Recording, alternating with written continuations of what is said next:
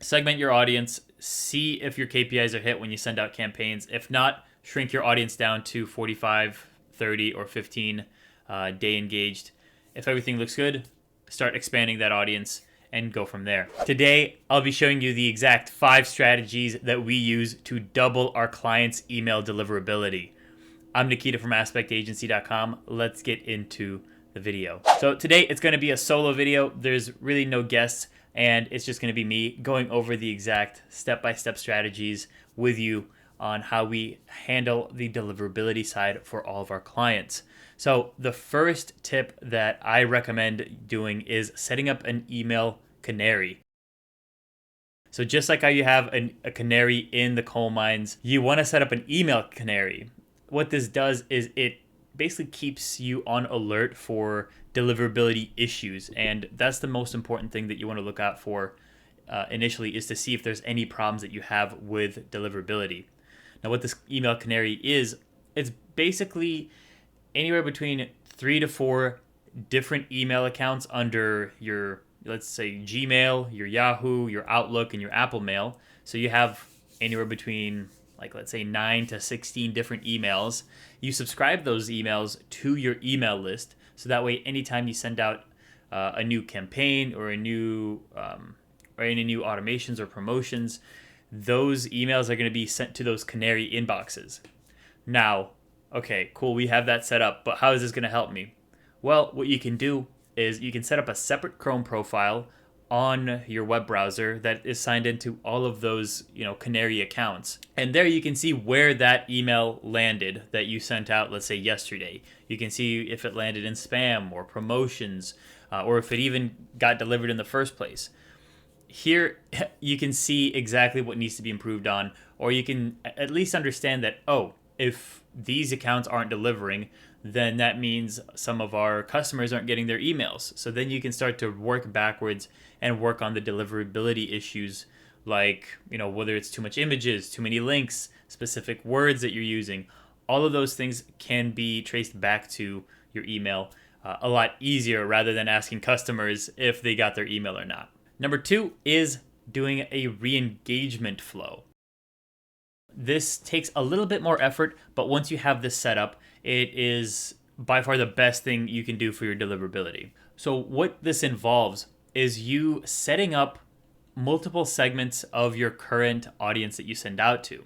So what I recommend doing is starting off with a 60-day engaged segment, meaning this is a segment that has people that have engaged with your emails over the last 60 days. So this includes people that have opened your email, people that have clicked on your email, etc. You want to have a 60-day rolling engaged segment set up for those people. And then what you want to go ahead and do is any campaign that you send out next, send out to those people and see what your KPIs are. If you're hitting KPIs of, open rates that are above 50% or click-through rates that are above 3 to 4%, you're golden. Those are really good KPIs. And I would also recommend looking into specifics for your specific industry to see if those KPIs are being hit. But if that is good to go, then you're good.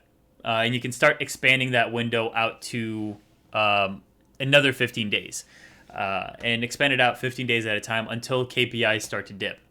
But if your KPIs are not where they should be and your open rates are low and your click-through rates are low, I would recommend cutting that segment down to people that have engaged in the last 45 days and, start sending emails until the KPIs are hit. And then you shrink that audience size down again another 15 days to see if KPIs are hit. And you basically do that until KPIs are hit. And usually, sometimes we had to go all the way down to 15 days of last engaged, and then once we hit those KPIs, we keep sending to that same exact segment for another 4 to 6 weeks, and then we start to expand that segment out to 30 days, send out for a few weeks, then expand it back out to 45 days, send out for a few weeks, and then back out to 60 days. 60 to 90 days is usually where we keep our sweet spot for the engagement period. Basically, TLDR, segment your audience, see if your KPIs are hit when you send out campaigns. If not, shrink your audience down to 45, 30, or 15 day engaged. If everything looks good, start expanding that audience and go from there. Next up is email size. Now, a lot of people don't understand that there is a specific email size limit. So here is a client example, and I'll show you exactly why email size matters, like always. When you go and set up your email template, right, you go to preview and test, you can see the specific email size.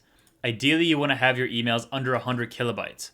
And what increases the size is actually the different sections that you have in your specific email. So you want to have a small amount of sections overall to reduce the size of your email. If your email is over the 100 kilobyte size, it will then get cut off by Gmail, and it will, just not get delivered as well as the other emails that you send out that are under that size. Now, the things that you need to look out for when considering the deliverability of your emails is, number one, use fewer desktop and mobile only blocks. Those things are very heavy or very code heavy, and they could prevent your emails from getting delivered on, increasing their size. Use fewer code heavy elements like the header links or nav bars or tables. Those are all just going to be heavy sections. Next up, you want to make sure that you have enable embedded styles under the email tab of your Klaviyo settings. Next thing you can do to reduce your email size is utilizing less background images in specific sections. Background images are very heavy when it comes to sending out email, so reduce that and maybe use specific colors or maybe color gradients. Then you want to make sure that any unnecessary styles did not end up in the source code of the text block that you're using, or whenever you're copying from external sources, you want to make sure to copy without styles, because that can bring in more code and can mess up with the style of the email. Next up, you want to look out for images and elements of your email to increase your deliverability. We just talked about email size. Now let's talk about the specific images and elements that are in your email that could be preventing you from having good deliverability. So you want to make sure that you add alt text to all of your emails to help increase the deliverability. Now, where to find this alt text, let me go ahead and show you right now. So you can find your alt text by simply hovering over the image block that you have set up in your email template. You click on it, and then you see this section called alt text, and you want to make sure that this is filled in. And this helps a lot with the deliverability because number one, Google knows what that image is before they deliver that email. And number two, to people that have poor Wi-Fi or poor internet connections, whenever the image doesn't load, they can still see what's the actual image. And the alt text doesn't have to be anything complicated. Here I just have photo of a woman opening her Retainers Direct impressions kit. So it literally is a woman opening up a Retainers Direct impressions kit. You don't have to have it anything complicated. It could be just as simple of describing what is the photo in a short sentence. The other thing that you want to keep in mind when working with images and elements, you want to make sure that your elements and images are fluid with the actual email itself. Like, for example, this could be an image section overall, but we actually made it a text section. Now, the reason why we made it a text section is because it's more likely to be delivered way better than an actual image, because actual image blocks are not as descriptive, and Google doesn't like that. If you can use content or use text, use it wisely and make sure that it flows well with the actual email design. Like, for example, here, this could have been an image, but we made it a text-based headline because it's going to be delivered very well and a lot better. And same thing with all these different sections that we have here. So those things you definitely need to keep in mind and be on the lookout. Now, lastly here, we talked about email size, the images and elements. Now let's talk about copy, because copy is the last thing that you want to be working on. First off, you want to avoid all caps in your emails. If you have one word that's all caps, that's completely fine. But if your entire subject line is all caps, like huge sale going on now, or we just launched a new product in all caps, that is a certified way to land yourself into the spam box, because email service providers do not like all caps when it comes down to their emails. And you want to make sure that you use as little caps as possible. If anything, capitalize the first letter in every single word to make sure that it is standing out, but it is also delivered in the inbox properly. The next thing you want to do is avoid any spammy keywords. I'm going to go ahead and link you this article down below to understand which words are very spammy and which words to avoid when writing emails. So make sure you check out this link below. In addition to that, I actually have a deliverability cheat sheet linked down below where you can get access to all of these things that I talked about today with more refined detail. With that said, that's pretty much it with the deliverability tips. Thanks again for joining us on the Scaling E-commerce podcast. If you enjoyed it or learned something new, remember to like, subscribe, and leave a review. It really helps out with the algorithm.